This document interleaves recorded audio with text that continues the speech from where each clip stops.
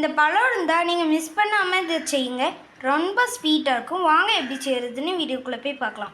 நம்ம எடுத்து வச்சுருக்கிற பழத்தை நல்லா கொட்டை இல்லாமல் பிச்சு போட்டு ஒரு மிக்ஸி ஜாருக்குள்ளே போட்டுக்கோங்க. இப்போ பிச்சாச்சு, இதை அரைச்சி இட்டு வரலாம். இப்போ அரைச்சி விட்டு இருந்தாச்சு. அடுப்பில் ஒரு பேன் எடுத்து வச்சுக்கலாம். அதில் ஒரு ஸ்பூன் நெய் போட்டுக்கோங்க. நெய் உருகையும் நம்ம அரைச்சி வச்சுருக்கிற பழத்தை அதுக்குள்ளே போட்டுக்கலாம். இந்த மாதிரி அதை நல்லா மிக்ஸ் பண்ணிக்கோங்க. இந்த பலாப்பழத்தில் ஸ்வீட் அதிகமாக இருக்கிறதுனால நாங்கள் கொஞ்சோண்டு வெல்லம் சேர்த்துருக்கோம். பலாப்பழம் ஸ்வீட்டை பார்த்து நீங்கள் இனிப்பு சேர்த்துக்கலாம். வெல்லம் கரையவும் நம்ம எடுத்து வச்சுருக்கிற தேங்காய் உள்ள போட்டுக்கலாம். அதை நல்லா மிக்ஸ் பண்ணிக்கோங்க. இந்த மாதிரி நல்லா கட்டியானோடனே நம்ம அடுப்பை ஆஃப் பண்ணிக்கலாம்.